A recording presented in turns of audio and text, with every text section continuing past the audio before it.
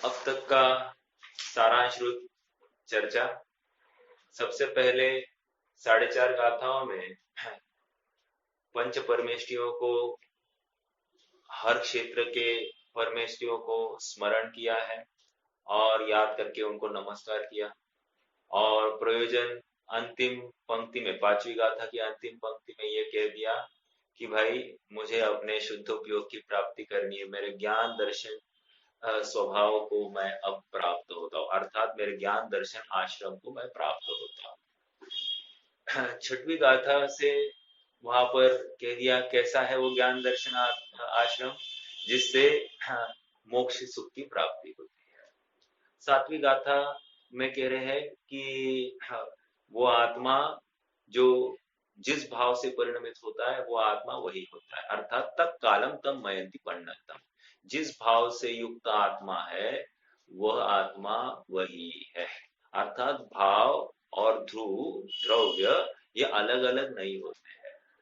और इसी का विस्तार करते हुए कह रहे हैं कि शुभ भाव से परिणत आत्मा शुभ है और अशुभ भाव से परिणत आत्मा अशुभ है और शुद्ध भाव से परिणत आत्मा शुद्ध है। आगे चलकर 13वीं गाथा में उन्होंने शुद्धोपयोग ही इस जीव को सुख का कारण है ऐसा कहा। प्रश्न खड़ा हुआ, सुख शुद्धोपयोग क्या है? तो शुद्धोपयोग के लक्षण समता भाव, राग द्वेष से रहित पना और वहां पर तप और संयम से युक्त, ऐसा वहां पर कहा गया। तो ये शुद्धोपयोग की परिभाषा। और क्या लाभ होता है शुद्धोपयोग से? कह रहे और शुद्धोपयोग से केवल ज्ञान की भी प्राप्ति होती है। अच्छा, केवल ज्ञान की प्राप्ति होती है तो फिर केवल ज्ञान के बारे में बताया। कह रहे फिर अरहंत अवस्था की वहां पर सिद्धि की है। कह रहे कि अरहंत या सिद्ध भगवान ने अपनी ऐसी पर्याय का उत्पाद किया है कि अब दोबारा संसार पर्याय प्रकट ही नहीं होगी, अर्थात एक ऐसा उत्पाद हुआ है कि उसका कभी व्यय नहीं होगा। एक अर्थात सिद्ध पर्याय का ऐसा उत्पाद कि उसका कभी व्यय नहीं होगा और संसार पर्याय का ऐसा व्यय कि उसका कभी उत्पाद ही नहीं होगा। ऐसा होते हुए भी कह रहे सिद्ध भगवान भी उत्पाद व द्रव्य युक्त है। महत्वपूर्ण बात है उत्पाद व द्रव्य युक्त। ये जिसको ये विषय समझ में आएगा, समझ लेना उसने वस्तु को तो समझ लिया। और जितना छोटा ये सूत्र है उतना ही उसकी गहराई में डुबकी लगाने की जरूरत है। एक प्रश्न हमेशा, मैं अभी वाशिम भी गया था, वहां पर भी एक बहन का प्रश्न आया। आप कहते हो कि ये पूर्वक की पर्याय कहाँ जाती है? तो हमने कहा पूर्वक की पर्याय द्रव्य में जाती है। कैसे जाती है? जैसे मान लो पूर्व की पर्याय मुझे क्रोध था, तो वो क्रोध की पर्याय द्रव्य में कैसे जाएगी? तो मैंने कहा क्रोध की पर्याय पारिणामिक भाव रूप जाएगी द्रव्य में। पारिणामिक भाव और क्रोध की पर्याय ऐसे कैसे? हाँ, ऐसा ही सहज स्वभाव है। समझ में आ रहा है क्या? वर्तमान में मुझे जो क्रोध हुआ है, अगले समय में वो क्रोध रहने वाला नहीं है, तो कैसे होगा? वो कह रहे क्रोध की पर्याय का अभाव होकर वो द्रव्य में पारिणामिक भाव रूप जाएगी, स्वभाव रूप जाएगी। अच्छा, एक प्रश्न खड़ा हुआ। प्रश्न ये खड़ा हुआ ऐसा कैसे हो रहा है? तो मैंने एक बहुत सरल उत्तर दिया। देखो, अभी अभी पूर्व में सोने की कुंडल रूप अवस्था थी कि नहीं थी? थी। अब आगे क्या है? उस सोने की कुंडल की अवस्था को हमने गलाया और उसकी हमने हार रूप अवस्था की उत्पत्ति की। मेरा एक प्रश्न है कि वो कुंडल की अवस्था कहाँ गई? कुंडल की अवस्था, जिसको इस प्रश्न का उत्तर आएगा उसको, जो पूर्व की राग की पर्याय वो द्रव्य में पारिणामिक भाव रूप गई है, इस प्रश्न का उत्तर भी उसको जच जाएगा। समझ में आया? मैंने डायरेक्ट आंसर नहीं दिया, ये इनडायरेक्ट आंसर है। क्या? ये आज अभी जो हार रूप अवस्था है, इस हार रूप अवस्था के पहले की अवस्था क्या थी? कुंडल की अवस्था। वो कुंडल की अवस्था अब कहाँ है, आप मुझे बताओ। द्रव्य में तो दिखाओ ना। अरे दिखाओ ना, उसको केवल ज्ञान की नजर चाहिए, पहली तो एक बात समझ में आया क्या। लेकिन उस काल में आप केवल ज्ञान को जाकर पूछोगे तो केवल ज्ञान भी बोलेगा कि वो ऐसी ही थी एक, और जो पहन रहा था वो भी तो प्रत्यक्ष देख ही रहा है ना कि ये कुंडल की अवस्था का व्यय और हार की अवस्था का उत्पाद वो स्वयं देख रहा है। तो वो तो कह सकता है कि नहीं, प्रत्यक्षदर्शी है ना वो बिल्कुल कह सकता है। समझ में आ रहा है क्या। तो ये दो जन देखकर कह रहे हैं, फिर हमको भी द्रव्य की पूर्व की पर्याय का व्यय हुआ तो जब भी गई है द्रव्य में, अभी ये कुंडल की पर्याय कैसी गई होगी द्रव्य में, प्रश्न है। कुंडल की पर्याय व्यय रूप होकर कैसे गई होगी, वो स्वर्ण रूप होकर गई है द्रव्य में। समझ में आ रहा है क्या। वैसी राग की पर्याय कैसी गई होगी द्रव्य में, पारिणामिक भाव रूप होकर, अर्थात राग गया बाहर और पारिणामिक भाव रूप स्वभाव रूप होकर वो अंदर गई है। अर्थात वो कुंडल अवस्था गई बाहर और वो स्वर्ण बन के अंदर गई है। समझ में आ रहा है कि आप सबको। और एक उदाहरण देता हूं, बहुत गंभीर प्रश्न है, हमारा माथा खुजलाता है। माथा क्या जवाब देना थोड़ा सरल नहीं है। एक प्रश्न देखो, आज आज क्या वार है, आज है शनिवार, राइट। हाँ शनिवार। अब कल क्या आने वाला है, रविवार। सोमवार, मंगलवार, बुधवार, गुरुवार, शुक्रवार, शनिवार, फिर से शनिवार आएगा कि नहीं आएगा। तो हाँ, शनिवार के दिन हम जो चर्चा करने वाले 8 बजे, क्या यही चर्चा होगी क्या, नहीं होगी। हाँ, समझ में आ रहा है क्या। या पिछले शनिवार के दिन हमने जो चर्चा, हम मिले थे 8 बजे, काल भी 8 ही बजे का था, लेकिन हमने जो चर्चा की यही थी क्या, नहीं थी। अर्थात फिर वो पर्याय किधर है, पर्याय काल में चली गई। समझ में आ रहा है क्या। उस दिन के उस अवसर में वो पर्याय चली गई। कैसे चली गई, अपने स्वभाव रूप चली गई। समझ में आया क्या। उस दिन की 8 बजे की पर्याय और आज की 8 बजे की पर्याय में कुछ भी समानता नहीं है, लेकिन है तो शनिवार और है तो 8 बजे बराबर। ये जिसको समझ में आ रहा है ना, उसको पर्याय कही जाती नहीं है, पर्याय द्रव्य में ही चली जाती है, ये उसको स्वीकार हो जाता है। ठीक है। अब जिसको ये भूतकाल का सब समझ में आया, उसको ये भी स्वीकार हो जाता है कि भविष्य काल की अनंत पर्याय भी उस द्रव्य में पड़ी है, अभी भले ही व्यक्त नहीं है लेकिन पड़ी है। अर्थात वो अगला शनिवार आने वाला है कि नहीं, उसके अगला शनिवार आने वाला है कि नहीं, उसके अगला शनिवार आने वाला है कि नहीं, ऐसा भ्रम किसको या विश्वास किसको नहीं कि वो शनिवार नहीं आएगा, उस दिन 8 नहीं बजेंगे, किसको विश्वास नहीं है, सबको विश्वास है कि नहीं। अर्थात पर्याय अपने अपने समय में खचित है, नक्की है, ये हमको स्वीकार क्यों नहीं हो रहा है, ये हमको स्वीकार करना चाहिए। समझ में आ रहा है क्या। इससे निर्भरता आती है, आकुलता हट जाती है, टेंशन सब खत्म, जो कर्तृत्व का अहंकार चल रहा था वो सब खत्म। ये इस मुझे फंसा रहा है, यहां मैं पैसे बचाऊंगा, ऐसे में पैसे कमाऊंगा, ऐसे में सुख भोगूंगा, ये खाऊंगा, ये पीऊंगा, यहां जाऊंगा, वहां जाऊंगा, सब खत्म। उसकी इच्छा जीरो हो जाती। शरीर को ऐसे परिणाम हो तो मैं ठीक हो जाऊंगा, शरीर ऐसे खाऊंगा तो ये खराब होगा, इस भावना से वो विरक्त हो जाता है। समझ में आ रहा है क्या। सब जगह पर शांति, शांति, कषाय से रहित अवस्था, स्वभाव का सामर्थ्य, स्वभाव का विश्वास उस जीव को हो जाता है। दूसरी बात यह है कि वस्तु स्वयं परिणमित हो रही है, वस्तु स्वाधीन है, स्वतंत्र है, स्वच्छंद नहीं है, स्वतंत्र है। समझ में आ रहा है क्या। स्वच्छंदता और स्वतंत्रता में बहुत फर्क है, पहले भी चर्चा की है। स्वच्छंदता बर्बादी का कारण है, स्वतंत्रता स्वाधीनता का कारण है। समझ में आ रहा है क्या।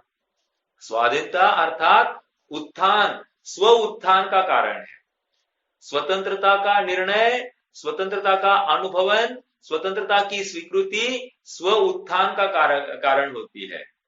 और स्वच्छंदता की उत्पत्ति ये अपनी बर्बादी का परिचायक है। वो भी अर्थात वो भी स्वाधीनता से ही हो रही है, मैं विरोध नहीं कर रहा हूं, लेकिन लोक व्यवहार में ये बर्बादी का कारण है। ठीक है। एक बहुत अच्छा एक शेर मैंने आज सुना था, मैं सोचा मैं आप सबके साथ में साझा करूं, बहुत अच्छा लगेगा। बुरा नहीं मानना, लेकिन अच्छा लगेगा। क्योंकि थोड़ी सी कठोर बात है इसमें। हाँ। बर्बाद गुलिस्ता करने को, बर्बाद गुलिस्ता करने को बस एक उल्लू काफी है। क्या कहा? हाँ, बर्बाद गुलिस्ता करने को बस एक उल्लू काफी है। जब हर शाख पर एक उल्लू बैठा हो, तो अंजाम गुलिस्ता का क्या होगा? क्या हो गया? नहीं समझ में आया, फिर से समझाता हूं। बर्बाद गुलिस्ता मतलब क्या? अरे ये देखो, ये क्या कह रहे, फूल गुच्छे को गुलछा गुलिस्ता कह रहे। अरे रे रे रे। अरे हिंदू, हाँ, गुलिस्ता मतलब मेरा ये देश, मेरी ये स्वतंत्र भूमि, इसको गुलिस्तान कहते हैं। समझ में आया क्या? तो कह रहे हैं कि एक देश को बर्बाद करने को एक उल्लू काफी, एक माथा फिरू बस काफी है। तो बर्बाद कर देगा, हिटलर ने बर्बाद नहीं किया क्या? एक माथा फिरू बस काफी था। लेकिन उस देश की, उस गुलिस्तान की क्या बात करना, जहां पर हर शाखा पर एक उल्लू बैठा है। अतः हर घर में एक एक उल्लू बैठा है, और हर घर में एक उल्लू ने 5-5 10-10 उल्लू बैठे। तो उनकी बर्बादी का क्या कहना? समझ में आ रहा है क्या? अर्थात जिसको वस्तु, अभी मैं अपने अध्यात्म में घटित करूंगा, जिसको अपनी वस्तु स्वरूप का भान नहीं है, वस्तु स्वतंत्रता का भान नहीं है, वस्तु पर्याय की क्रमसारता का निर्णय नहीं हुआ है, वो पर्याय की क्रम नियमितता का निर्णय हुआ नहीं है, अपनी वस्तु कभी पर द्रव्य रूप होती नहीं है ये विश्वास जिसे नहीं है, कोई पर वस्तु आकर मुझे सुखी कर सकती नहीं ये विश्वास जिसे हुआ नहीं है, वो दर दर की ठोकरें खाकर फिरता है। और पर को सुधारने में उसकी पूरी गुंजाइश चलती है, पर को हटाओ, पर को जुटाओ, पर को सुधारने में उसकी पूरी तीसरी होती है समय की, और वो अपने को सुधार नहीं पाता है। जबकि वस्तु स्वरूप बहुत स्वतंत्र स्वाधीनता, अनंत अकुलता में, अनंत प्रतिकूलता में भी एकदम स्वाधीन होकर मस्त रह सकता था, और इसने गलत मार्ग को चुना। अनुकूलता में अनुकूलता को बनाए रखने की चेष्टा की, और प्रतिकूलता में प्रतिकूलता को हटाने की चेष्टा की, और ये दोनों चेष्टाएं निरर्गल चेष्टा थी, और इसलिए आज ये दुख है। समझ में आ रहा है क्या? हाँ, हाँ। एक गाथा भी पढ़नी है, गाथा से पहले और एक बोध का कथन। बनारसी दास जी का है। बनारसी दास जी कहते कि साहब सुखी होना है, तो कह रहे वेरी इजी। क्या कहते? एक जानिए देखिए, रमी रहिए एक ठौर, समल विमल ना देखिए, यह मुक्ति नहीं और। कह रहे मुक्ति और कहीं नहीं है, मुक्ति तुझ में है। क्या कह रहे? एक देखिए जानिए, हाँ, एक देखिए जानिए, रमी रहिए एक ठौर, उसी में रमन करने का, और स्थिर हो जाओ वहीं पर, बार बार यहाँ वहां मत करो। समझ में आ रहा है क्या? उसी में जमो रमो। अपनी वस्तु जानन जानन जानन पना जहां पर ख्याल में आता है यही मैं हूं, ये पकड़ लेना। अब कितना जान रहा है और कैसे जान रहा है ये मत देखो, बस जो जाननपना पकड़ में आया ना उसी को पकड़ो अभी। क्या कह रहे हैं? एक देखिए जानिए, रमी रहिए इकट्ठौर, समल विमल ना देखिए। अब मेरी ये मैं छदमस्ता अवस्था, ये छोटी सी मति श्रुत ज्ञान वाली अवस्था, इसको देखो ही मत। ये मेरा पामर अवस्था, शरीर की रोग की अवस्था, इसको देखो ही मत। कह रहे ये कुछ भी नहीं है, शरीर एक्चुअली अपना है ही नहीं, लेकिन एक एक वो एक क्षेत्रावगाही संबंध है ना इसके साथ में, असमान जाति ये द्रव्य पर्याय मानी जाती है ना। तो कह रहे ठीक है, इस शरीर की अवस्था को भी देखो मत। कह रहे समल विमल ना देखिए, यह मुक्ति नहीं और। कह रहे इतना ही तुम कर लोगे ना, बस यही मुक्ति है। क्योंकि तुम जहां पर रुकने वाले हो, जहां पर वास करने वाले हो, ऐसे चैतन्य स्वभाव का आलंबन तुमको हो गया होगा। अब कहना नहीं ये जाएगा नहीं ना अरे जाएगा क्या, तुम्हें अभी इतना भरोसा हो जाएगा, तुम इतने रममान हो जाओगे, तुम बाकी जगत को भूल ही जाओगे। ऐसा सहज हो जाएगा, यही अनुभूति होगी। और वही भेद विज्ञान के बल पर प्रकट होती है। इसी को शुद्धोपयोग कहते हैं। इसी के बल पर अनंत ज्ञान होता है और अनंत सुख भी इसी के बल पर होता है। ठीक है। हाँ जी। ठीक, चलिए आज हमको एक गाथा आगे चलना है, बहुत ही मार्मिक। और हम और आप सबके प्रश्न इसी गाथा में आचार्य देव को 2000 वर्ष पहले समझ में आया था कि ऐसे कोई बुद्धिजीवी होंगे जिनको ये प्रश्न आएगा कि हाउ कम कि मैं शरीर के बिना या आंख के बिना देख सकता हूँ, कान के बिना सुन सकता हूँ, नाक के बिना सुन सकता हूँ मतलब हाँ, जो घ्राण इंद्रिय का विषय है सुगंध दुर्गंध उसको जान सकता हूँ, कर्नेंद्रिय का विषय है जो शब्द है उसको मैं जान सकता हूँ, चक्षु इंद्रिय का विषय है उसका मैं जान सकता हूँ, जान देख सकता हूँ, और रसना इंद्रिय का जो विषय है वो स्पर्श रस गंध वर्ण आदि, हाँ, उसको मैं 5 प्रकार के रस जो है उनको मैं जान सकता हूँ। और स्पर्शन इंद्रिय का जो विषय है हल्का भारी रूखा चिकना ये भी मैं जान सकता हूँ। ऐसा प्रश्न 2000 वर्ष पहले ही कोई श्रोता बैठा था आचार्य देव के सामने, और वैसे का वैसा श्रोता आज भी हमारे रूप में यहाँ पर बैठा है, जिसको ये विश्वास ही नहीं हो रहा है कि साहब ये इंद्रिया के बिना मैं जानूंगा कैसे। अभी थोड़ी सी अपनी आंखों की दृष्टि ओझल हो जाए, मुझे जल्दी मुझे चश्मा चाहिए, चश्मा चाहिए, करता है कि नहीं करता है, समझ में आ रहा है क्या? मुझे ठीक होना है, मुझे ठीक होना, करता है कि नहीं करता है। मतलब इतनी सी भी एक दांत में दर्द हो जाए तो उसको हटाने की कोशिश करता है कि नहीं करता है। अर्थात इससे ही अपना खान पान मान बैठा है कि नहीं। थोड़ी सी रसना में कमी हो जाए, भूख कमी होने लग जाए तो इसको तकलीफ होती है कि नहीं होती है? बिल्कुल होती है। समझ में आ रहा है? शरीर में कंपन होने लग गया तो होता है कि नहीं तकलीफ? होती है। समझ में आ रहा है क्या? पेट साफ नहीं हो रहा तो तकलीफ होती है कि नहीं? होती है। हाँ, भूख नहीं लगे तो तकलीफ, और पेट खाली नहीं हो तो भी तकलीफ। हर समय में इसकी बुद्धि पर के आश्रयभूत है, और इसलिए इसने स्वयं को पर का ही मान लिया है। तो प्रश्न इसको बिल्कुल होना स्वाभाविक है कि साहब हाँ, इसके बिना भी तो कोई सुख हो सकता है क्या? इसलिए आचार्य देव कह रहे हाँ हो सकता है। तुम देखो ना, हमारे पास देखो कैसे होता है। गाथा पहले एक बार पढ़ते हैं और फिर उसका भाव खोलने की कोशिश करेंगे, बहुत आनंद आएगा चर्चा में। देखो। हाँ जी।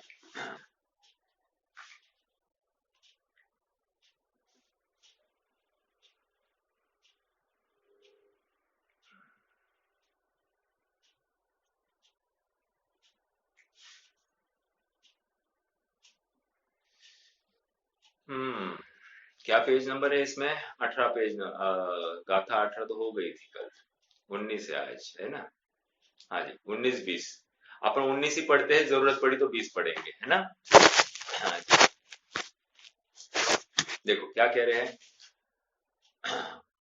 पक्षीण घादिकम्मो अनंत वर वीर्यो अहीय तेजो जादो अदिन्द्रियोऽसो नाणं सुखं च परिणमति। 20वीं भी पढ़ लीजिए, कोई प्रॉब्लम नहीं। सुखम वा पुण दुखम केवलनानिस्सनत्ति देहगदम् जम्हादिन्द्रियत्तं जादं तं मादुतं मणेयम्। इसका हिंदी अनुवाद पढ़ते हैं। अतीन्द्रिय हो गए जिनके ज्ञान सुख वे स्वयंभू, जिन क्षीण घाती कर्म तेज महान उत्तम वीर्य है। अतीन्द्रिय हो गए हैं जिन स्वयंभू बस इसलिए, केवली के देहगत सुख दुख नहीं परमार्थ से। ये केवली के सुख दुख नहीं है परमार्थ से देहगत। एक बात कल और बताई गई थी, थोड़ा सा उसके ऊपर ही बता दूं कि उन्होंने कहा प्रत्येक वस्तु उत्पाद व द्रव्य युक्त है। इसका मतलब अरहंत भगवान या सिद्ध अवस्था में भी उत्पाद व द्रव्य चल रहा है। सिद्ध भगवान अपरिणामी है ऐसा मानना छोड़ दो। एक देखो, और एक बात बहुत महत्वपूर्ण उसमें से लॉजिक डिराइव होगा। सिद्ध भगवान अपरिणामी, सिद्ध भगवान बिल्कुल कुछ करते नहीं, कूटस्थ हो गए ऐसा नहीं है, और उनका भी स्वयंभूपना कायम रह रहा है। स्वयंभूपना कायम है मतलब क्या? स्वयं में से ही, स्वयं के आधार से वो सिद्ध अवस्था रूप परिणमित हो रहे हैं, अन्य किसी के आधार से वो वहां पर परिणमित नहीं हो रहे हैं। समझ में आ रहा है क्या? एक बात ये हो गई, जब वे स्वयं से अपना अपना काम कर रहे हैं तो हमको शिक्षा क्या मिल रही है? हमको भी स्वयं से अपना अपना काम करना चाहिए। अर्थात देखो, अपना अपना काम करना चाहिए, वस्तु तो अपना अपना काम ही करती है, लेकिन कल्पना में, इस खोपड़ी में भ्रम हो गया है कि मैं पर का काम कर सकता हूं, और इस खोपड़ी के भ्रम को दूर करने के लिए वो कल्पना को ही तो अभाव करना है। और क्या है? जहां पर वो खड़ा हो गई है उस कल्पना का अभाव करना है। देखो, रात्रि में एक स्वप्न देखा, उसका अभाव करने का उपाय क्या है? कह रहे जग जाना। जैसे कितना भी भयंकर स्वप्न होगा, बस एक आंख खुल गई, स्वप्न गायब। समझ में आ रहा है क्या? वैसे ही जितनी भी कल्पना दुर्धर ऐसी कल्पना कर रखी है परद्रव्य संबंधी, परद्रव्य को परिणमाने संबंधी, कह रहे कुछ नहीं करना, अपनी कल्पना को एक झटके में तोड़ देना। अर्थात इसी को जागृत होने की बात है। जब सिद्ध भगवान स्वाधीन होकर अपना काम कर रहे हैं तो इसलिए वे स्वयंभू अवस्था में स्थित है, तो मुझे भी स्वयंभू बनने पर या स्वाधीन होने पर मैं भी क्या होऊंगा? मैं भी सिद्ध होऊंगा। हमको उपाय भी दिखा दिया हमको सिद्ध होने का। देखो, एक होता है ड्रिल मास्टर। ड्रिल मास्टर क्या करता है? प्रैक्टिकल करता है और फिर औरों से भी काम कराता है। देखो, एक बार एक टोपी वाला था, अपने को एक कथा थी, आप सबको याद होगा। टोपी वाला गया जंगल में, एक गांव से दूसरे गांव वो टोपियां बेचता था, और एक दिन थका हारा था, तो दोपहरी का समय था, भोजन भी हो गया था, तो वो एक घनदाट वृक्ष की छाव में रुक गया, और बैठे बैठे ही उसको थोड़ी बहुत नींद भी लग गई। अब उसके साथ में एक ठेली थी टोपियों की। बंदरों ने क्या किया? बंदरों ने फटाफट आ गए कुतूहलवश, एक ने एक टोपी चढ़ा दी। अब दूसरे ने इसकी टोपी देखकर दूसरे ने भी आ गया, उसने भी एक टोपी चढ़ा दी। फिर तीसरा आ गया, उसने एक टोपी चढ़ा दी। सबने अपनी अपनी टोपियां चढ़ा दी। ये तकलीफ, ये उड़ गया, बंदरों की चहल पहल से उड़ गया, एकदम गाढ़ी निद्रा थी, उड़ गया एकदम। और देखता क्या है? मेरा बक्सा खाली। यहाँ वहां देख रहा है कौन ले गया, तो देखता है आसपास में सभी बंदर टोपी पहने हुए हैं। हाँ, अब तकलीफ, ये एक बंदर के पीछे जाता तो दूसरा आता और उसको तकलीफ देता, फिर वो एक को पत्थर फेंकता तो दूसरा इसकी ओर पत्थर फेंकता। ये समझ नहीं पा रहा था कि क्या करना। तो अब इसने क्या किया? इसने अपने माथे की टोपी नीचे उतार दी, तो सबने क्या किया? अपने माथे की टोपी उतार दी। समझ में आ रहा है क्या? ये क्या था? ये action speaks better than words. सिद्ध भगवान हमको एक्शन करके दिखा रहे हैं क्या करना सुखी होने के लिए, क्या करना ज्ञान को वृद्धि करने के लिए। और वे कह रहे हैं कुछ नहीं, एक रमिए इकट्ठौर, समल अमल न विचारिए, एक देखिए जानिए, एक अपने शुद्धात्मा को देख लिए, एक जानन देखन की पर्याय को पकड़ लो और उसी में जम जाओ, रम जाओ, बस तुम्हारा काम हो जाएगा। समझ में आ रहा है क्या? ये इतनी सी पूरी प्रोसेस है, इसके अलावा और कुछ नहीं है। देखा जाए तो इतनी सी है। लेकिन अनादिकाल से ये कर नहीं पाया, इसलिए इतनी बड़ी है। समझ में आ रहा है क्या? तो मुझे तो ये कहना है कि जैसे सिद्ध भगवान ड्रिल मास्टर के समान है, उस उस टोपी वाले ने जैसा ड्रिल किया वैसे ही ड्रिल सब बंदरों ने किया। टोपी वाला मतलब सिद्ध भगवान, बंदर मतलब हम सब। समझ में आ रहा है क्या? हमको क्या करना, जैसे उन्होंने टोपी उतार दी, अर्थात पर द्रव्य के प्रति अपना आकर्षण रूपी टोपी उतार दी, पर पदार्थ मेरे लिए सुख दुख का कारण नहीं है ऐसा नक्की किया, गुण भेद से रहित हो गए, पर्याय भेद से भी रहित हो गए, ऐसा वे सहज अपने वस्तु का अनुभवन हो गया, तो उनको जो अनंत आनंद का वेदन हो गया, ऐसा ही अनंत आनंद का वेदन मैं भी कर सकता हूं। जरूरी है मेरी इच्छा शक्ति है कि नहीं, मैं सुखी होना चाहता हूं कि नहीं, पहले ये नक्की करना। बिना मैं सुखी होने की इच्छा के, कल्पना के, मैं इस बात को अगर सुनता हूं तो मुझे हजम नहीं होगी। समझ में आ रहा है क्या? इसलिए सबसे महत्वपूर्ण अगर कोई हमारी पात्रता है, तो पहले कि हमारे सुखी होने की जरूरत या धगज कितनी है, पहले ये नक्की किया जाए। और हमारी जरूरत, हमारी धगज ही नक्की करेगी हम कितने पुरुषार्थ से, कितने फास्ट उसको हासिल करेंगे। ठीक है, 19वीं गाथा को थोड़ा सा समझते हैं। और एक बात रह गई, बोलू? अरे ये 19वीं गाथा के पहले जयसेन स्वामी ने हाँ और एक गाथा लिखी है।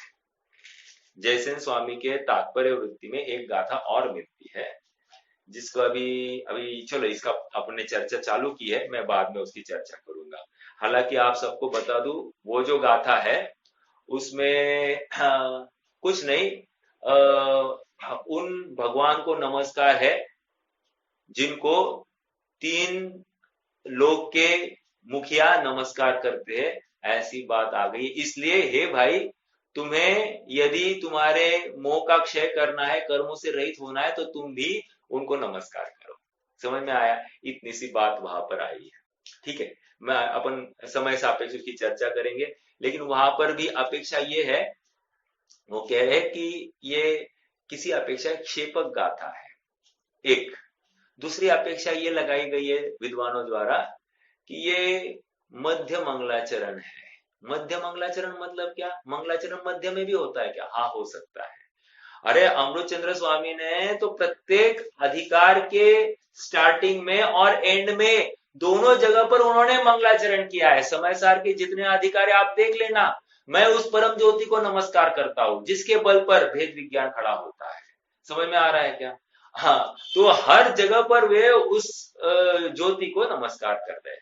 यहाँ पर भी किन्हीं किन्हीं विद्वानों का ये कहना है कि ये जो जयसेन आचार्य की तात्पर्य वृत्ति टीका में जो गाथा पाई जा रही है 18वीं गाथा के बाद में, हाँ, सो कॉल्ड 19वीं गाथा, कह रहे कि ये मंगलाचरण के रूप में है।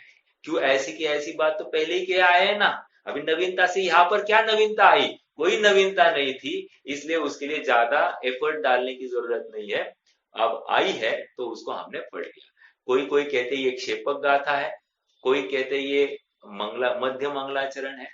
जो कुछ हो, हमको उसका भाव समझना, क्योंकि कोई अतत्व की बात नहीं थी, सारभूत ही है, प्रयोजन परक है, इसलिए उसका विरोध नहीं करना। ठीक है, चलिए आइए 18वीं गाथा में फिर से, सॉरी 19वीं गाथा में फिर से आ जाइए। 19वीं गाथा का क्या कह रहे हैं देखो, पक्कहीन घादिकम्मो, पक्कहीन गादि घादि पक्षी, सॉरी पक्कहीन नहीं, पक्षीन घादिकम्मो। पक्षीन, पक्षीन मतलब क्षीण, प्रकृष्ट रूप से क्षीण, प्रकृष्ट रूप से क्षय किया है जिसने। पक्षीन का अर्थ है भली भांति क्षय किया है जिसने। क्या? किसका? घाती कर्मों, घाती कर्मों का जिसने क्षय किया है। देखो, भाषा चल रही है घाती कर्मों को क्षय करने की, समझना क्या है? कौन बताएगा मुझे? चलिए फटाफट। बात चल रही है घाती कर्मों को क्षीण करने की, क्षय करने की, समझना क्या है ये आप बताएंगे। आत्मस्वयमेव बहुत अच्छा। आत्मा प्रकृष्ट रूप से अपने में स्थिर हो गया है, घाती कर्म को क्या मारना है ही नहीं अंदर में, तो उसको क्या दूर करना है। समझ में आया क्या? ये असद्भुत व्यवहार से हम बोल देते हैं घाती कर्मों का। देखो कौन से नए से हुआ, कौन से नए से घाती कर्म का नाश किया है, पहले या दूसरे? दूसरा। हाँ, क्यों क्यों दूसरा, क्यों पहला क्यों नहीं? देखो बहुत अच्छा, जिस नए से हमने उसको जीव का कहा था, उसी नए से हम कहेंगे ये जीव का नहीं है। समझ में आ रहा है क्या? जिस नए से हमने उसकी स्थापना की थी, उसी नए से उसका व्यय भी हुआ कहा जाएगा। समझ में आया? तो ये एक बात हो गई। चलो, पक्षीण घाती कम्बु। आगे, अनंतवर वीर्यो। अनंतवर, अनंत वर, वर मतलब क्या? वधुवर। वर मतलब होता है उत्कृष्ट। समझ में आया? अनंत उत्कृष्ट वीर्यो, अर्थात अनंत उत्कृष्ट वीर्य प्रकट हो गया है। किसको? घाती कर्म के अभाव में। एक, अहीय तेजो। अहीय तेजो अर्थात, अहीय तेजो का अर्थ क्या है? एक मिनट।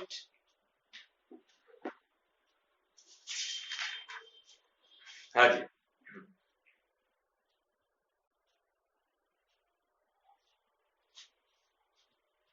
अहीय तेजो अधिक तेज, अहीय मतलब अधिक, अधिक तेज से युक्त है अहीय तेजो। ठीक है। सेकंड लाइन, जादो अदिंदियोसो। जादो, जादो मतलब यहां पर युक्त होते हैं।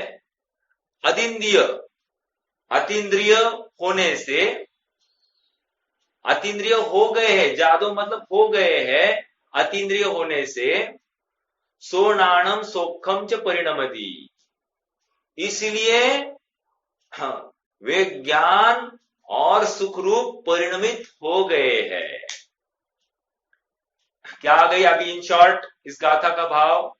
जिन्होंने प्रकृष्ट रूप से क्षय किया है घाती कर्मों का, उनके अनंत वीर्य और अधिक तेज प्रकट हो गया है। क्यों हुआ है? क्योंकि वे अतीन्द्रिय हो गए हैं और वे अब ज्ञान और सुख रूप परिणमित हो रहे हैं। समझ में आ रहा है क्या? 19वीं गाथा का भाव इतना इजी है।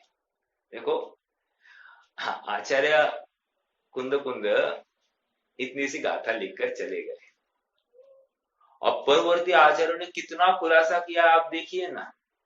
कितने बड़े पोथन्य के पोथन्य उसके ऊपर खड़े हो गए हैं। ये समझ में आ रहा है क्या? इतनी सी गाथा जिसको एक झटके में समझ रही है, उसको ज्यादा विस्तार की जरूरत नहीं है। अपने मन ने थोड़क्यात सांगा, तो इसमें से भाव निकलना चाहिए, मुझे क्या करना, मुझे अतीन्द्रिय होना। अर्थात जितनी जितनी मेरी इंद्रिया बुद्धि है या अपराध है, ये मुझे स्वीकार हो जाना चाहिए। समझ में आ रहा है क्या? जब जब मैं इंद्रियों का आलंबन लूंगा, मुझे अपराध बोध भाषित होना ही चाहिए। जिसे ये अपराध बोध भाषित होता नहीं है, वो अतीन्द्रिय होने के लिए लायक ही नहीं। समझ में आ रहा है क्या? बहुत गंभीर बात है ये। इतने से एक अतीन्द्रिय हुए हैं ना, इतने के बल पर। और दूसरा, अतीन्द्रिय हुए मतलब क्या है? अंदर अतीन्द्रिय होने के लिए कुछ तो इंटरेस्टिंग पदार्थ होना चाहिए ना। हाँ, इंटरेस्टिंग पदार्थ है, मेरा ज्ञान और सुख मेरा अंदर बैठा है। समझ में आ रहा है क्या? देखो आगे बढ़ते हैं, 20वीं गाथा को भी पढ़ लेंगे। चलो इसकी चर्चा करते पहले। आइए इसकी चर्चा प्रारंभ करते।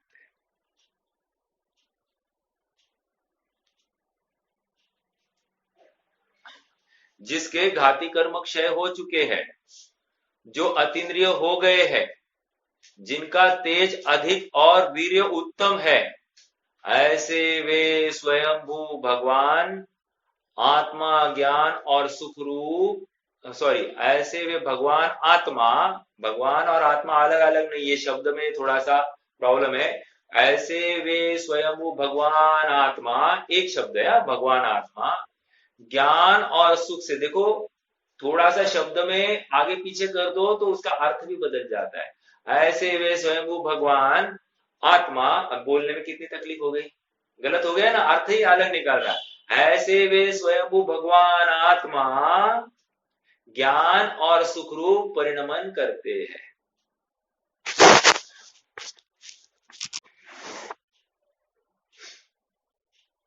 देखो आगे बढ़ना है, देखो 19वीं गाथा का अर्थ ऐसा, अगले पेज पर 193, सॉरी 113, 19वीं गाथा का अर्थ ऐसा भी किया जा सकता है कि जिनके घाती कर्म क्षय हो चुके हैं, जिनका तेज अधिक और वीर्य उत्तम है, उन स्वयंभू भगवान के ज्ञान और सुख अतीन्द्रिय हो गए हैं।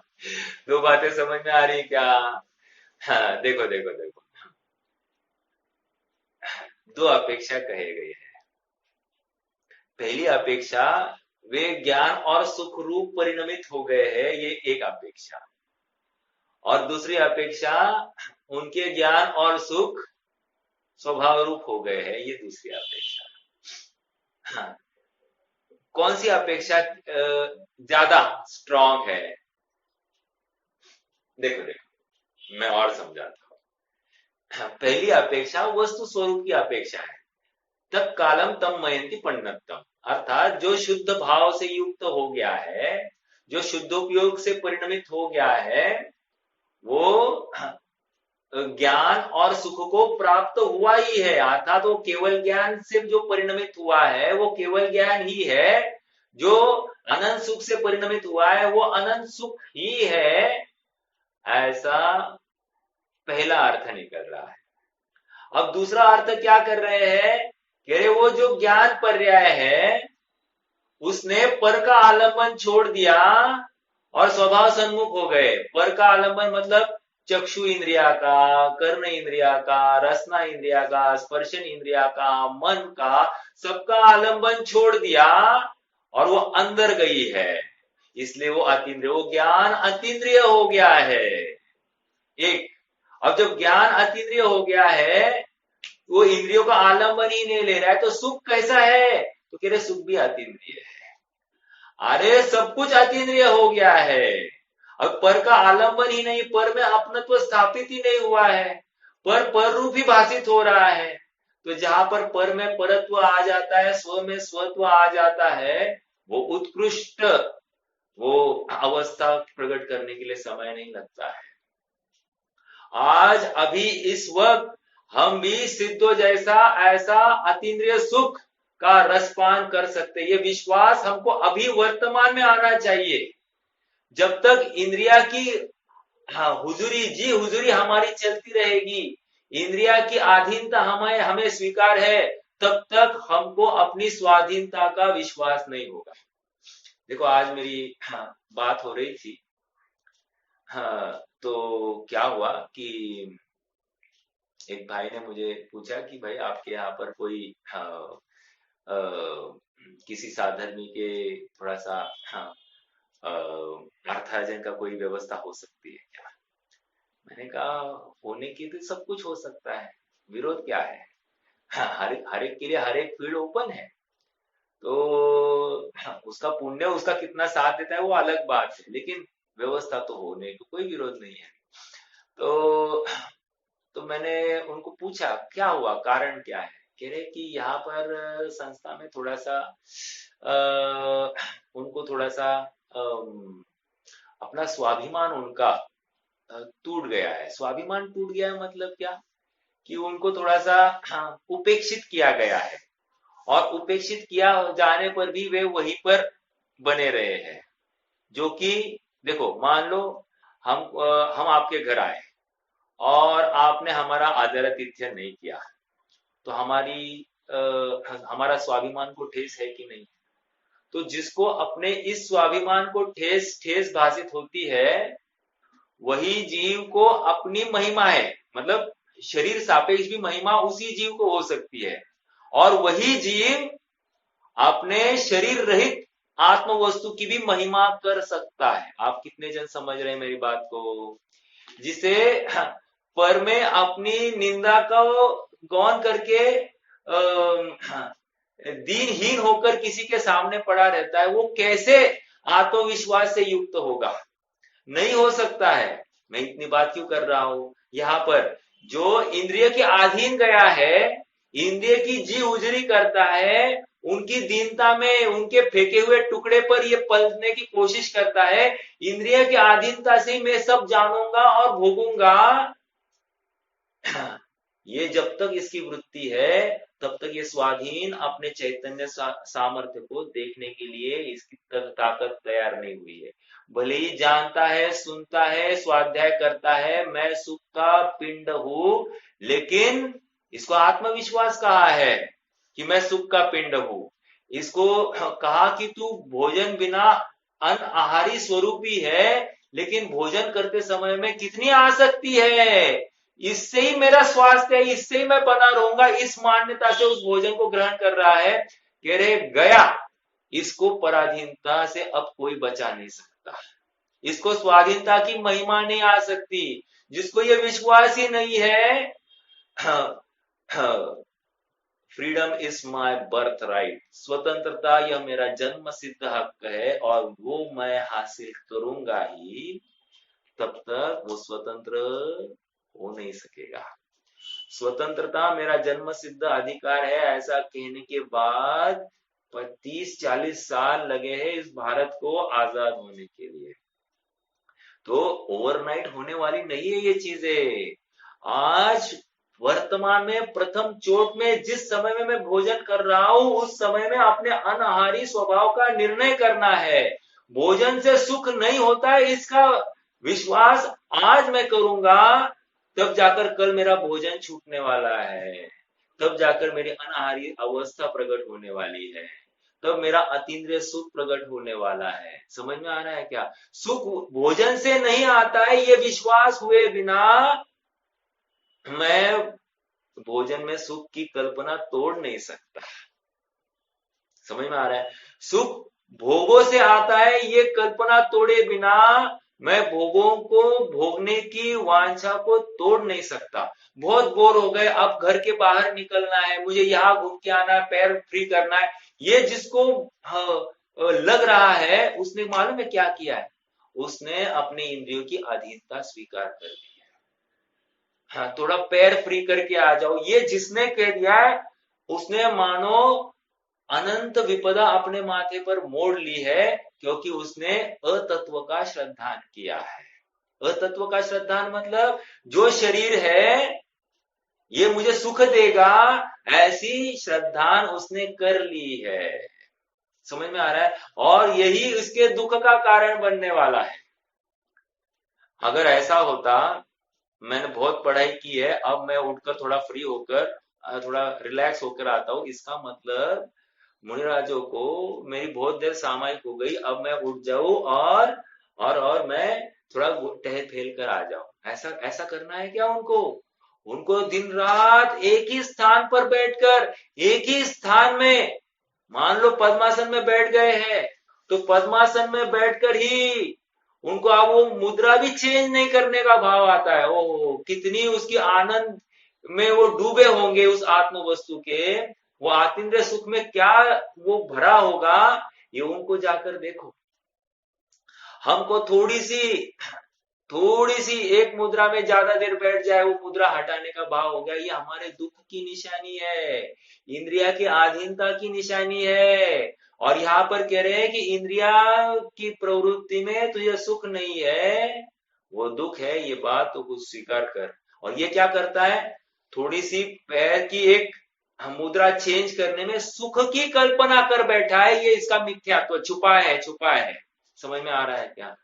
बहुत सारी बातें हैं, गंभीरता से इस बात का चिंतन करना, मनन करना। आइए थोड़ा पढ़ते हैं, पढ़ने से और बात आगे बढ़ेगी। हाँ देखो, ये शुद्धोपयोग अधिकार का अंतिम गाथा है। इसके उपरांत अब क्रमशः ज्ञान अधिकार और सुख अधिकार आरंभ होगा। मतलब क्या, अब यहाँ से 53वीं गाथा तक ज्ञान अधिकार है और 53 से लेकर 99 को 93 को वहां तक सुख अधिकार है। ज्ञान अधिकार में किसकी चर्चा होगी? कौन बताएगा? ज्ञान अधिकार में किसकी चर्चा अपेक्षित है?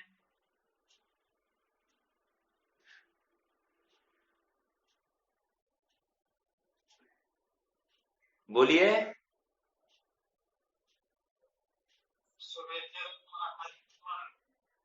नहीं, देखिए, ज्ञान अधिकार में केवल ज्ञान की चर्चा होगी। कैसा है वो केवल ज्ञान, उसकी चर्चा करेंगे।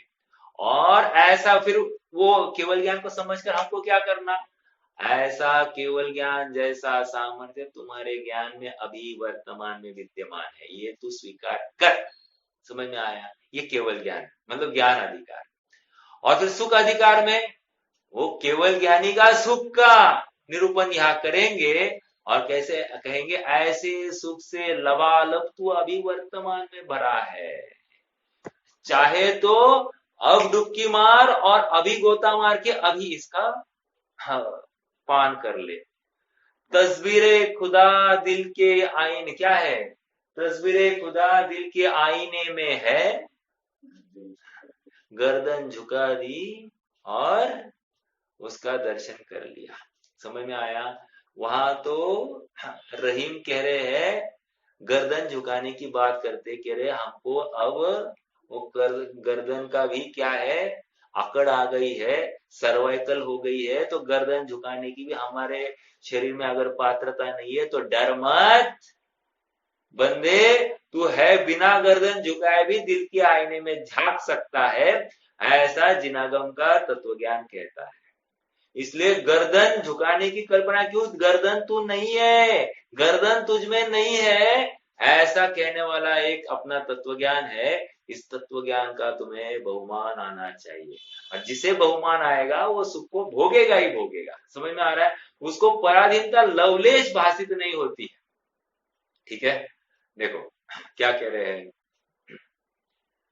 जो शुद्धोपयोग अधिकार के अंतिम गाथाएं है, इसके उपरांत अब क्रमशः ज्ञान अधिकार और सुख अधिकार आरंभ होगा।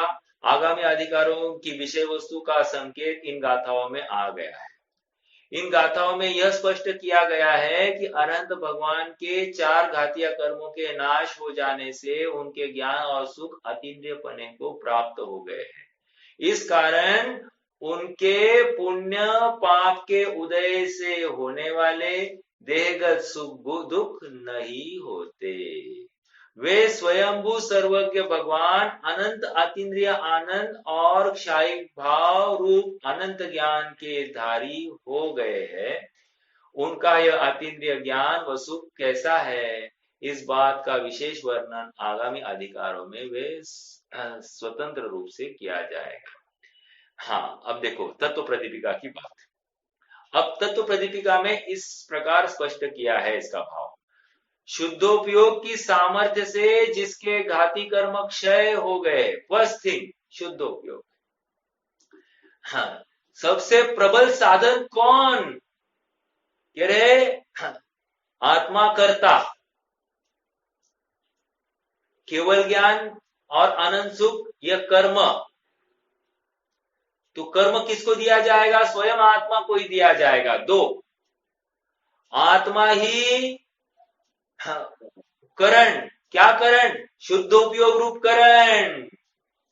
क्या है? एक शुद्ध आत्मा को ध्याना है, जैसा मेरा चैतन्य स्वभाव है उस चैतन्य स्वभाव को ध्याना है, खत्म।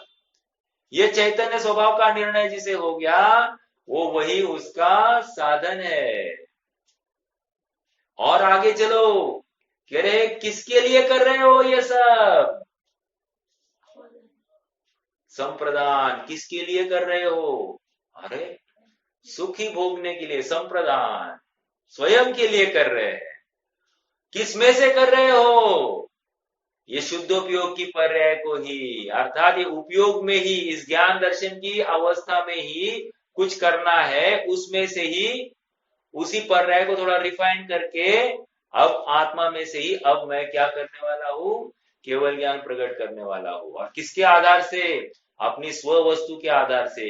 मेरी आधार का कारण कोई पर द्रव्य नहीं है, मैं किसी पर द्रव्य के आश्रित नहीं हूँ। हाँ, बाहुबली को भ्रम होगा कि मैं भरत की भूमि पर खड़ा हूँ, लेकिन भरत की भूमि पर खड़ा हूँ ये भ्रम भी जिस दिन टूटता है उस दिन इमीडिएटली केवल ज्ञान है। कल ये कथन भी एकार्थवाची है। हाँ, क्यों? क्योंकि यदि लॉजिकली आप थोड़ा विचार करना, बाहुबली को यदि ऐसा शल्य होता कि मैं भरत की भूमि पर खड़ा हूँ, तो याद रखना कि उनको केवल उनको छठवां सातवां गुणस्थान भी नहीं होता। तो केवल ज्ञान की बात तो बहुत समझ में आ रहा है क्या? क्यों इतनी? क्योंकि छठवां सातवां गुणस्थान प्रकट होता कैसे? आप थोड़ा सा विचार करो ना। आपने को केवल चौथा गुणस्थान प्रकट करना है, तो चौथा गुणस्थान किस बल पर होगा? ये धरती आदि मैं नहीं हूं, ये पर पदार्थ मेरे है नहीं। इस बल या इस तत्व ज्ञान के बल पर ही तो मुझे सम्यक तो प्रकट होने वाला है कि नहीं?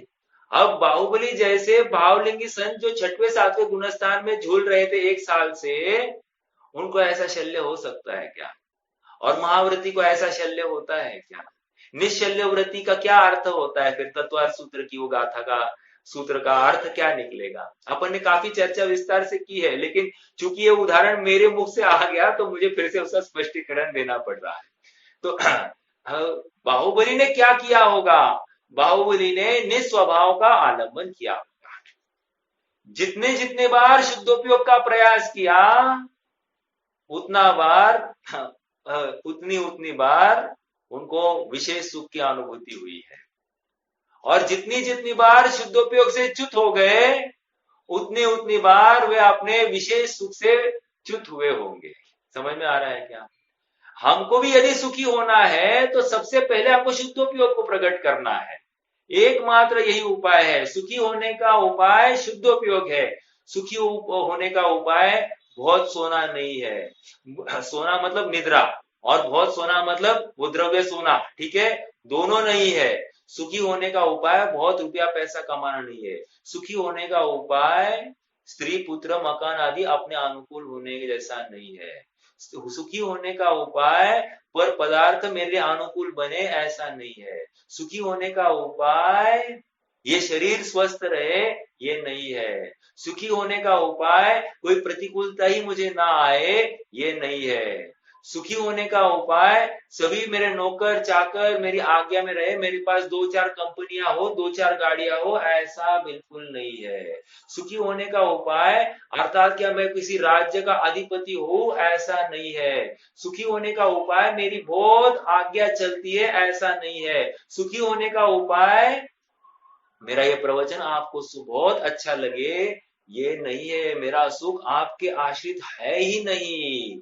मैं ये प्रवचन आपके लिए दूं ये भी कल्पना कोरी दुख का कारण है। जब तक प्रवचन मैं स्वयं को नहीं देता हूं तब तक मुझे लाभ नहीं होगा।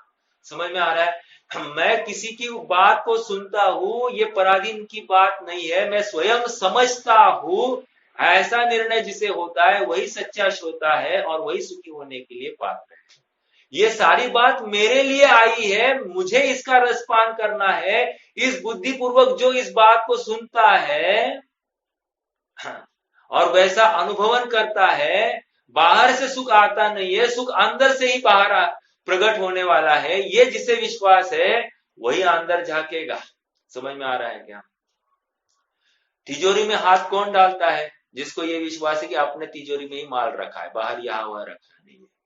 वैसे ही ये ज्ञान दर्शन सुख वीर्य वाली तिजोरी है, इसमें हाथ कौन डालेगा, इसमें उपयोग कौन लगाएगा? वही लगाएगा जिसे ये विश्वास है कि मेरी तिजोरी में से ही सब सुख और आनंद बाहर निकलने वाला है, बाहर से कुछ आने वाला नहीं। ये जिसे विश्वास हो गया है, अब वो छटपटाहट, बहुत पैसे कमाने का भाव, शरीर को स्वस्थ रखने का भाव, किसी को सुंदर दिखने का भाव, ये सब हट जाता है। बहुत शरीर पुष्ट हो जाए ये रहने का भाव, ये सब हट जाता है। बहुत मिष्टान्न खाने का भाव, बहुत स्वास्थ्य पूर्वक बहुत बादाम काजू खाने का भाव, सब हट जाता है। कह रहे इस शरीर को इतना खिलाओ तो मुझे सुखी करेगा। भ्रम है इसका। सुख देखो, मेरा प्रश्न है मुनिराज, बहुत बादाम काजू खाते होंगे तो उनके लिए अच्छा, या नीरस आहार लेते होंगे तो उनके लिए अच्छा।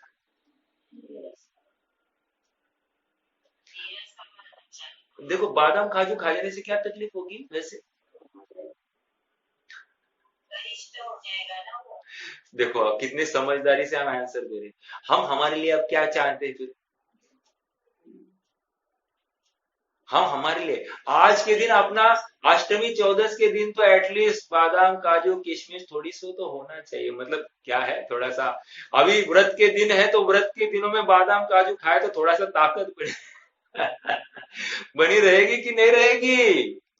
देखो हम स्वयं के लिए एक न्याय, और कितनी भी बात हम सुन रहे हैं यहाँ पर, सुख बाहर से नहीं आता अंदर से आता है, फिर भी सुखी होने का प्रयास कहाँ चल रहा है? सुखी होने का प्रयास बराबर बाहर चल रहा है। समझना क्या है? समझना यही है कि इसने आज तक जिनवानी की बात, जिनेन्द्र भगवान की बात सुनी ही नहीं। समझ में आ रहा है? इसलिए हम बार बार कह रहे हैं ना, तुमने आज तक जिनेन्द्र भगवान के अच्छे से दर्शन किए ही नहीं है। नहीं नहीं साहब हम डेली डेली दर्शन करते हैं। हम कह रहे कि अच्छे से दर्शन नहीं करे, ये तो बात बहुत सौम्य भाषा में बोलती है। हमने तो कह दिया कि तुमने जिनेन्द्र भगवान के दर्शन ही नहीं किए। लो, दर्शन नहीं किए मतलब निज भगवान का निर्णय नहीं किया। भगवान को देखकर तुम्हें यदि अपनी मुद्रा दिखा आपा नहीं दिखाई दिया तो तुमने कुछ देखा ही नहीं। समझ में आया? भगवान को देखकर तुम्हें स्व को देखने के लिए समय नहीं निकला तुम्हारे पास तो तुमने कुछ देखा ही नहीं। समझ में आ रहा है क्या? ये विश्वास हमको होना चाहिए। भगवान के सुख को देखकर तुम्हें ऐसा क्यों नहीं भाषित हुआ कि मैं भी ऐसा ही अप्लाई कर दूं अपने में? जैसे वो बंदर ये काम कर सकते हैं, उस टोपी वाले का अनुकरण कर सकते हैं, हम तो बंदर से तो गए गुजरे नहीं है ना। समझ में आ रहा है क्या? हम तो थोड़े से बंदर से बुद्धिजीवी ही कहलाते हैं ना। तो हम क्यों नहीं प्रयास करते हैं सुखी होने का? बिल्कुल प्रयास करना चाहिए। आज ही हम कटिबद्ध हो जाए। सुख बाहर में नहीं है, सुख अंदर में है। समझ में आया? अब तक अगणित जड़ द्रव्यों से प्रभु भूख न मेरी शांत हुई, तृष्णा की खाई खूब भरी, पर रिक्त रही वह रिक्त रही। हाँ, यहाँ पर मुझे अभी याद आ रही रत्नकरण श्रावकाचार्य में सदासुख दास जी की। सदासुख दास जी प्रश्न कर रहे हैं। बहुत अच्छा प्रश्न है, विद्वान तो इसको बहुत बहुत खोल खोल कर दिखाते हैं। एक उदाहरण ही देता हूं मैं, चलो आपको भी इंटरेस्टिंग हो जाएगा। किसी को रुचिवर रुचिवर करने के लिए नहीं, भाव भासना के लिए। मान लो हाँ, किसी की पेशाब को देखकर हमको, कोई पेशाब कर रहा है, वो पेशाब कर रहा है तो उसको देखकर हमको क्या लगता है वैसे? ग्लानि आती है कि नहीं आती है? आती है। ठीक है, मान लो वो पेशाब की एक बूंद भी हमारे कपड़े पर आकर गिर जाए, हमको क्या लगता है? हम उसको दो गालियां देंगे। देखो कोई गाड़ी चलाता है, गाड़ी में बहुत से लोग थूकने की आदत होती है ना, और हम पीछे से हमारी गाड़ी चल रही है और पहुंच एकदम थूक दिया। बुरा लगता है कि नहीं? कितना गंदा लगता है ना? लगता है बिल्कुल, बहुत लगता है। और इतना माथा भनभना जाता है, इतनी कषाय हाय हो जाती है, हम आगा पीछा देखते नहीं है, गाड़ी को आड़ा लगाते और उसको नीचे उतारते, मारने की भी हमारी चेष्टा हो जाती है, इतना हमारे कषाय तीव्र हो जाते हैं। कदाचित हम शक्ति से नहीं होंगे, लेकिन भावों में तो इतनी कषाय तो हो ही जाती है। समझ में आ रहा है क्या? कि उसको पकड़ू और उसको बहुत मारू, बराबर है ना? मात्र एक कोई थूक अपने शरीर पर गिर जाए। मैंने तो पेशाब की बात करी। हाँ, सदाशिव दास जी कह रहे हैं, कौन अपने मुख में पेशाब डालने के लिए तैयार होगा मुख में? और वो कदाचित मनुष्यों का मूत्र को तो स्वयंभू मानकर धमाधम पीते हैं लोग। मैं उसकी बात नहीं कर रहा हूं, लेकिन मैं बकरे के मूत्र की कह रहा हूं। बकरे का मूत्र, अरे रे रे रे रे, वो पहले तो बकरे का मूत्र निकालने के लिए पहले बकरे के पीछे खड़े रहो, वो बकरा मूतने की राह देखो, और फिर बाटली पकड़ो, बाटली पकड़ के फिर कान में डालो। कान में डालता है क्यों? जिसको कर्णशूल हो गया है वो करता क्या है? जिसको कर्णशूल हुआ है वो किसी भी कीमत पर उस कर्णशूल से मुक्त होने के लिए बकरे का मूत्र भी बहुत प्रेम से डालना चाहता है। और याद रखना, कान, नाक और आंख, इसमें जो चीज डाली जाती है सब गले में उतर जाती है। सब गले में उतर जाती है। कहना मुझे इतना ही है कि कौन तैयार होगा ये मूत्र डालने के लिए? जिसको बहुत पीड़ा होगी उसको। अरे भाई, ये शरीर आश्रित दाह थोड़ी दाह है। शरीर से दृष्टि हटाओ, वहां पर शरीर है ही नहीं। तो ऐसा जिसे विश्वास हो जाता है वो बाहर में एक चीज भी प्रयास करने के लिए तैयार नहीं है। वो बिल्कुल स्वीकार नहीं करता है, वो अशुद्धता करता ही नहीं है, पर का अंश स्व में मिलाता ही नहीं है, और पर मुझ में आया ही नहीं है तो मैं उसके लिए विचार क्यों करूं? ये सच्चे तत्व ज्ञान का फल है। समझ में आ रहा है? जब वेदना होती है, जब तकलीफ है, उस समय में ये पर मुझ में प्रवेश करा ही नहीं है तो मैं आकुल चित्त क्यों हो रहा हूं? मैं तो मस्त रहूं अपनी मस्ती में, और इसी समय में मैं भेद विज्ञान क्या आत्मिक सुख का अनुभव कर सकता हूं, ऐसी सामर्थ्य मुझ में है। समझ में आ रहा है क्या? इतना विश्वास जिसे है ना, और ऐसा एप्लीकेशन वो प्रतिकूलता में जो करता है ना, वही सच्चा आगे बढ़ने के लिए लायक है। समझ में आ रहा है? इसलिए ज्ञानी जीव बारंबार, आज हमारी माता जी से बात चल रही थी, हाँ, वो उन्होंने कहा फैन लगाओ। मैंने कहा प्रतिकूलता का निर्णय करो, अभी फैन के बिना बैठ के दिखाओ। नहीं, अनुकूलता में थोड़ा तो लेना चाहिए उसका। बोला नहीं, अभी वर्तमान में अनुकूलता में भी हमको प्रतिकूलता भाषित हो, तत्व निर्णय करने का अवसर यही है, ऐसा समझकर हमको आज तो लगाना नहीं चाहिए। फैन भी नहीं लगाना। कहने की बात यह है कि तत्व निर्णय वही करेगा जो सुखी होना चाहता है, जिसे ये विश्वास है कि इंद्रिया की पीड़ा से मुझे दुख नहीं है, ये जिसे विश्वास है ना, वही पंखा नहीं लगाएगा। समझ में आ रहा है क्या?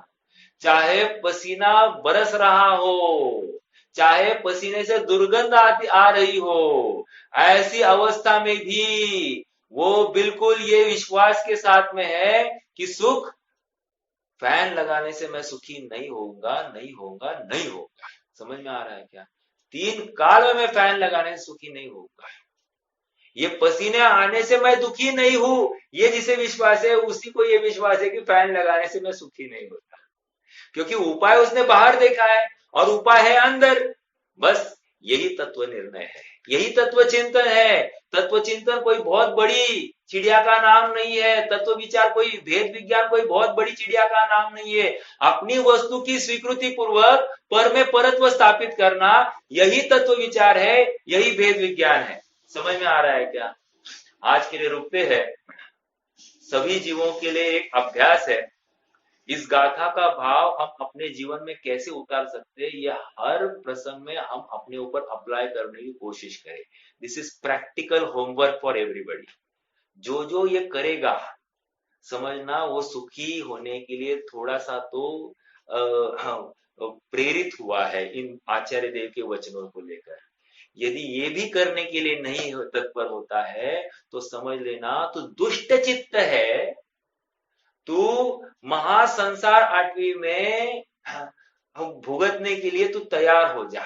अर्थात जिसका संसार का पार नहीं है, ऐसी तेरी अवस्था है, ऐसा हमको देखकर हमको तो साम्य भाव आता है। समझ में आ रहा है? दुष्ट चित्त, समझ में आ रहा है? चलिए, विचार करना, गंभीरता से चिंतन करना, और आचार्य देव की एक एक बात का एप्लीकेशन जरूरी है। जब तक एप्लीकेशन नहीं है तब तक सुख नहीं है, इस बात को अपने गांठ बांध लेना। ठीक है, रुकिए, रुकते हैं। कोई प्रश्न है तो कर सकते हैं, मुझे दिलवाएं।